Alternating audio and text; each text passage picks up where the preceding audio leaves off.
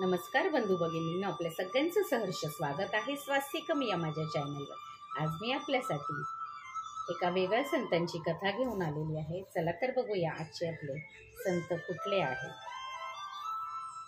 संत मीराबाई। अध्याय 38। संत मीराबाई। भारतात राजस्थानमध्ये उदयपूर नावाचे एक नगर आहे। तेथील राणा विष्णू भक्तांची सेवा करीत असे, अतिथींची सत्कार करीत असे, त्यांना अन्नवस्त्र देत असे। त्याच्या घरी गोपाळाची एक मूर्ती होती। तो तिची नेहमी उत्तम प्रकारे पूजा करीत असे आणि प्रसाद भक्षण करून मग भोजन करीत असे। त्याला एक कन्यारत्न झाले। तिचे नाव त्याने मीराबाई असे ठेवले। तिचे नाव ठेवताच तिला श्रीकृष्णाच्या चरणांवर अर्पण करून मग इतर संस्कार करण्यात आले। हळूहळू मीरा मोठी होत होती आणि ती दररोज आपले आजोबा दुधाजी यांच्याबरोबर मंदिरामध्ये जायची। एकदा मंदिरात गेली असता तिला तिथे एक संत दिसले। त्या संतांकडे श्रीकृष्णाची खूपच सुंदर अशी मूर्ती होती। मीराबाईंनी हट्ट केला की मला ती मूर्ती हवी आहे, पण संत काही द्यायला तयार होईना। मग मीराबाई घरी जाऊन खूप रडू लागली। 2 दिवस तिने अन्नपाणीही घेतलं नाही। ते ऐकून संतांना कुणीतरी जाऊन सांगितलं की तुम्ही जर ही मूर्ती तिला दिली नाही तर आपल्याला कदाचित जेरबंदही व्हावं लागेल, त्यापेक्षा तुम्ही तिला ती मूर्ती देऊन टाका। पण संतांनी अर्ध्या रात्रीच त्या गावातून पलायन केलं आणि एका झाडाखाली जाऊन झोपले। तिथे श्रीकृष्णांनी त्यांना स्वप्नात येऊन सांगितलं की माझी मूर्ती तू मीराबाईला दे। संतांना ते मान्य करावं लागले आणि संतांनी ती मूर्ती मीराबाईला आणून दिली। असंच एक दिवस मीराबाई एका डोंगराच्या कट्ट्यावर जाऊन बसली होती। दुधाजी तिच्या पाठोपाठ गेले। त्यांनी सांगितले, मीरा तू इथे काय करत आहेस? मीराबाई म्हणाली, त्या टोकावर तुम्ही बघितलं का, एक संत बसले आहेत, मी त्यांचं दर्शन घेत आहे। ते म्हणाले, चल आपण जवळ जाऊन त्यांचे दर्शन घेऊ। आणि दुधाजी तिला घेऊन तिथे गेले आणि तिथे जे संत बसले होते त्यांचं नाव होतं निवृत्तीनाथ। निवृत्तीनाथांना दुधाजींनी सांगितलं की आता डाकोरची यात्रा आहे, तुम्ही आमच्याबरोबर चला, आम्हाला सुद्धा आपली संगती घडेल आणि आमचं सुद्धा सत्संग होईल। म्हणून निवृत्तीनाथ डाकोरला जायला निघाले। मीराबाईंनी त्यांना प्रश्न केला, आपण डाकोरला का जात आहोत? जर श्रीकृष्ण सगळीकडेच आहे, आपण म्हणता प्रत्येक ठिकाणी कणाकणामध्ये जर देव आहे, तर मग आपल्याला तिथे जायची काय गरज आहे? निवृत्तीनाथ उत्तरले, जरी कणाकणामध्ये देव असेल तरी आपण डाकोरला जायचं कारण म्हणजे डाकोरला एका संतांनी श्रीकृष्णाची मूर्ती पंढरपूरहून डाकोरला आणली।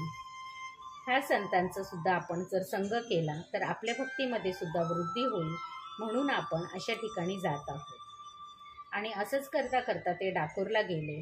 तिकडे भजन करता करता यात्रा केली। यात्रा संपून ते परत घरी आले। हळूहळू मीरा मोठी होत होती आणि घरच्यांना तिची काळजी वाटू लागली। एक दिवशी मीराबाईंनी एक वरात जाताना बघितली आणि तिने आईला प्रश्न केला, आई हे काय आहे? हा व्यक्ती घोड्यावर बसून कुठे जात आहे? तिने सांगितलं, तो नवरदेव आहे, त्याचं लग्न आहे। ती म्हणाली, माझं पण लग्न होईल का? माझा नवरा कोण आहे?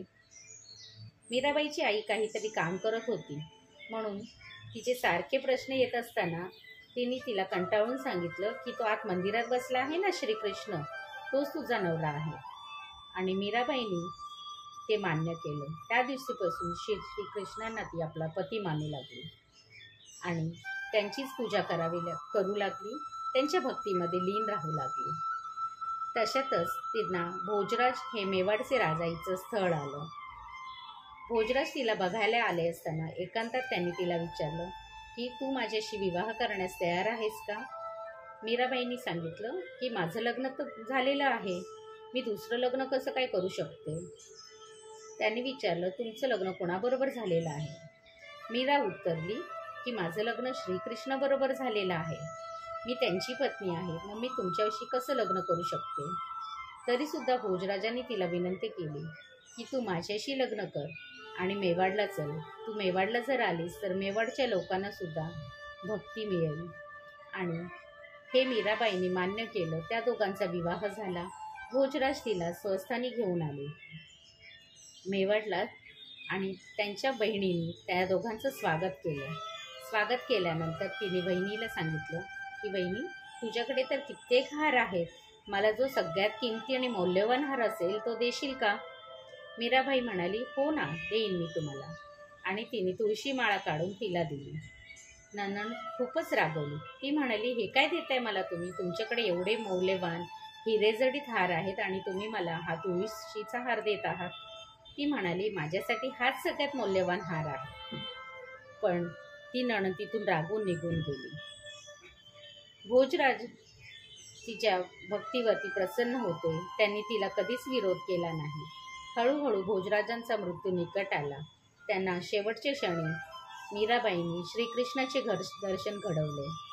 पण भोजराजाच्या मृत्यूनंतर त्यांचे भाऊ आणि बहीण तिला खूप त्रास देऊ लागले. एक दिवशी त्यांच्या दीराला कळलं की ही दररोज मंदिरात जाते आणि तिकडे जाऊन भजन करते.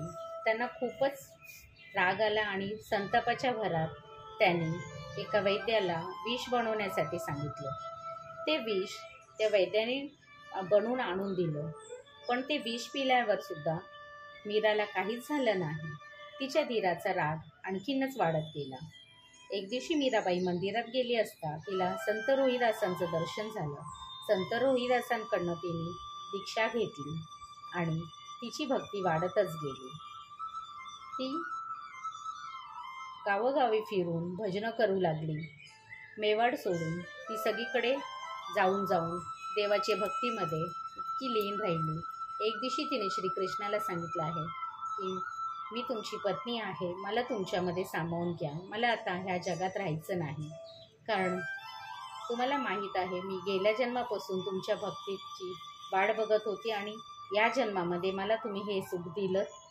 गेल्या जन्मी माधवी या नावाने तुमचे मित्र, लहानपणचे मित्र यांची पत्नी म्हणून माझा जन्म झाला. पण माझ्या आईने मला सांगितलं की तू या श्रीकृष्णाचं तोंडही पाहू नकोस आणि मी तुमचं तोंडही बघितलं नाही. त्यावेळेस तुम्ही मला श्राप दिला की तुला माझं ह्या जन्मी कधीच तोंड दिसणार नाही, पण पुढील जन्मी तुम्हाला तोंड दिसेल.